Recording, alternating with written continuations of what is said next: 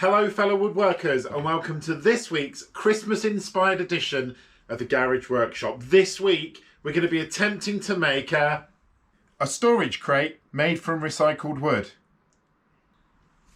Roll the intro.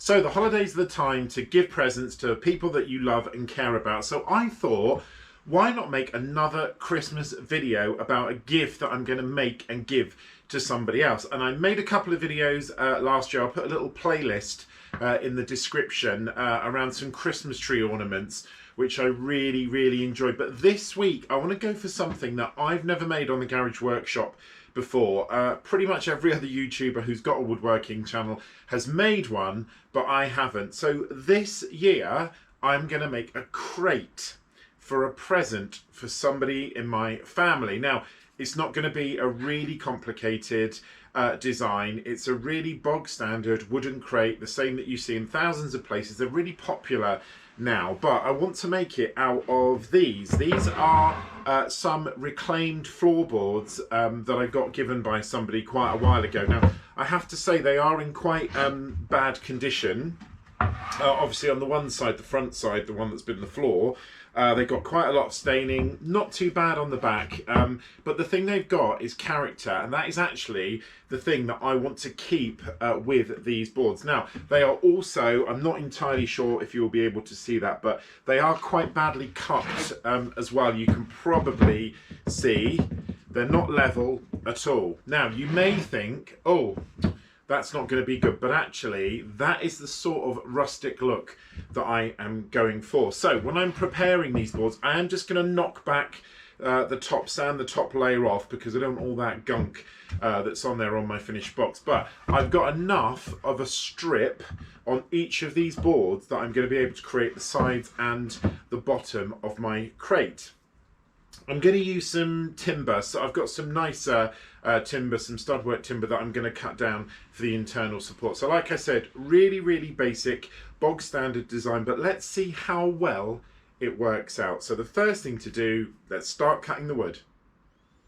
So the first thing I did was just trim the curved edges off of this piece of studwork timber because I wanted to have completely straight wood. So I just literally ran it through a couple of mills off the end to make sure that I had completely straight wood, and then I measured the right size, which actually turned out not to be. I actually cut this down because it was obviously too big, but when I was happy that they were the right amount, right width, I checked them and they were perfect.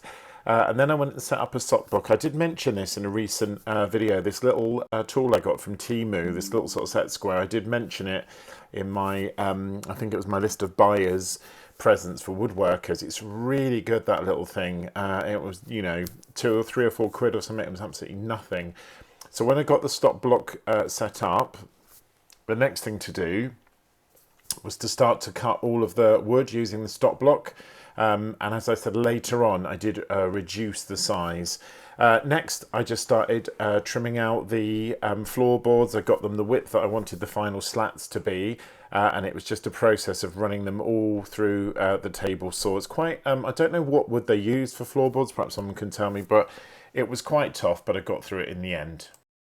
Okay, so I've cut the wood, and as you can see, I'm going to use this wood as my support. Now, it might be that it's a bit too thick. It's not very heavy, but it might just be that these are a bit too thick. And what I'm going to do is have a sort of think about the size I want it to be. And if I think they're too big at the end, then I'll just run them back through the table saw and make them a bit smaller. And obviously I think at the moment they're too tall as well.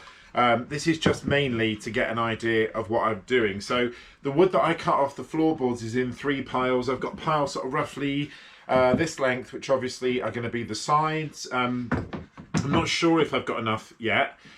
These bits, which are obviously slightly smaller, are going to be the ends. And I've got that one random end from the bit that I cut, and it wasn't, it was split all the way through. It wasn't a whole piece of wood. So what I'm going to do now is just literally lay this out. I don't want this to be a very wide storage sort of basket, crate. I want it to be sort of slightly narrower, perhaps a bit longer, so that it can fit in units and fit under other things. So I'm just going to have a little bit of a play now around the size. I'm going to lock that into exactly what I want it to be. Then I'm just going to get the sander out, knock all of these back, and then we can begin to put it together. I have to be honest, I did do a few of these sort of mock-ups, sort of dry fits effectively, because I wanted to make sure I was getting the right size and a size that was practicable, and also I was sort of checking the wood was right. And as you can see, I'm just thinning that wood off. It was far too big, and I just knocked it down. I think it took about 5 or 6 mil off. But it was quite tough to cut that wood. Then it was time for another dry fix, and again I was really taking my time here because I wanted to make sure everything was exactly as it should be, because when you're building something like this, if you don't get everything right, it's either going to rock or it's not going to look great. Then I used that to take my initial measurements of what the inside and outside was going to be, because eventually I also needed to make sure that I got the right size for the slats that went at the bottom. So you'll see in a minute the way that I sort of rearranged it all, it worked out quite well. Then it was just a case of multiple chopping downs on the miter saw. Again, same thing, set up exactly the same stop block. Quite a lot of cuts obviously, because there's 2 or 3, sorry, 4 for each of the sides, but it didn't take long to cut all the wood down. And actually some of this wood's not in great shape, and you can see, and that will go into the firewood pile. But with that done, time to go back and just work. This was working out where I wanted the sort of overbite to be almost. Did I want the sides or the end to be the bit that stuck out? So here you can see the final. This is actually the final dry fit as well.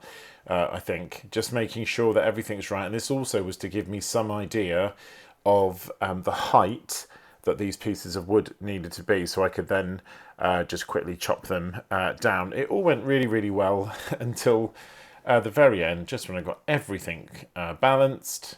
It's a bit like a sort of game of, I don't know what it's a game of, but when you get everything balanced, it all just managed to tip over.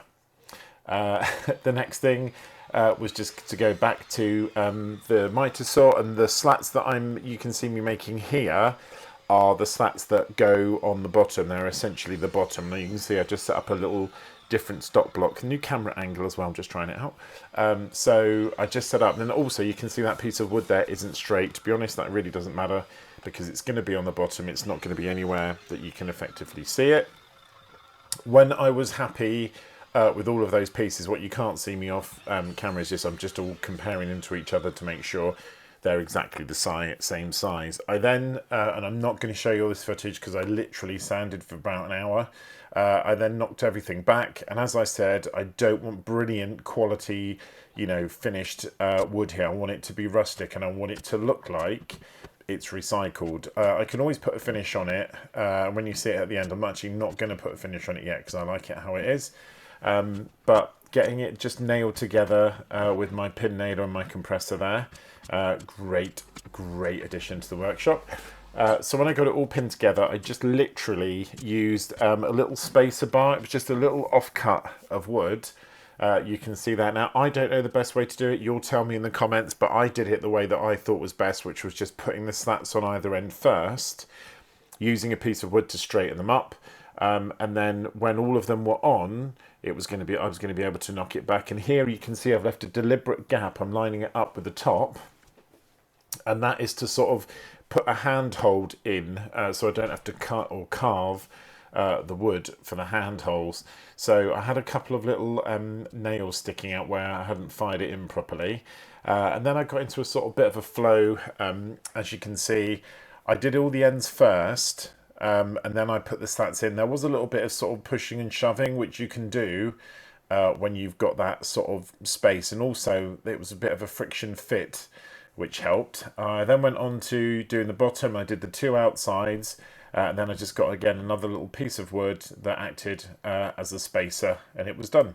Okay, so fellow woodworkers, the crate is finished, as you can see, and I have to say, I'm impressed with how it looks. I put an extra gap in here. I don't think I said that because I wanted to use it rather than fiddling with handles. And at the moment, all of these edges are straight, but I think I might just go over and knock them back, possibly with a hand plane or with a bit of sandpaper. But I'm really impressed with how it's turned out. This was all recycled floorboards. So overall, a real success, but there's always a but on videos on the Garage Workshop.